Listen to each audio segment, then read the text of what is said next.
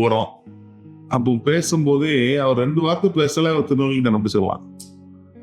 அதாச்சும் உங்களுக்கு திருநெல்வேலியா அப்படின்னு பேசிடுவாங்க. அது குறிப்பா நாலாம் பேசினா கண்டிப்பா கண்டுபிடிச்சிருவாங்க. நான் என்னதான் வந்து நியூட்ரலா பேசி எல்லாத்தையும் பழகினா கூட அது நம்மளோட விட்டு போகாது அந்த ஆக்சென்ட். ஸோ அது குறிப்பா வந்து பாத்தீங்கன்னா இப்ப எல்லா ஊர்லயும் நல்லா இருக்கீங்களா அப்படின்னு கேட்போம். அந்த இங்கிலீஷ்ல ஹாய் ஹவ் ஆர் யூ அப்படின்னு கேட்கறோம்ல, அது வந்து எப்படி இருக்கீங்க நல்லா இருக்கீங்களா, திருநெல்வேலியில தான் அதாச்சும் சோமா இருக்கீங்களா அப்படின்னு கேட்போம். இந்த சோமா இருக்கீங்களா சுகமா கூட கிடையாது, சோமா சோமா இருக்கீங்களா அப்படின்னு கேட்டா வந்து கோட் வேர்ட் அக்செப்டட் சொல்லிடலாம். ஸோ அதே மாதிரி நிறைய விஷயங்கள் அந்த திருநெல்வேலியில இருக்கு. இப்போ வந்து பாத்தீங்கன்னா அவங்களுக்கு தெரியும் எல்லா ஊர்லயும் பாட்டின்னு சொல்லுவாங்க, அப்பத்தா சொல்லுவாங்க, அம்மம்மா சொல்லுவாங்க, இங்க ஆச்சின்னு சொல்லுவாங்க நிறைய பேர். ஆச்சி, எங்க ஆச்சி இங்க இருக்கா அங்க இருக்கா, எங்க ஆச்சி வீட்டுக்கு போறேன் அப்படின்னு சொல்றத பார்க்கலாம்.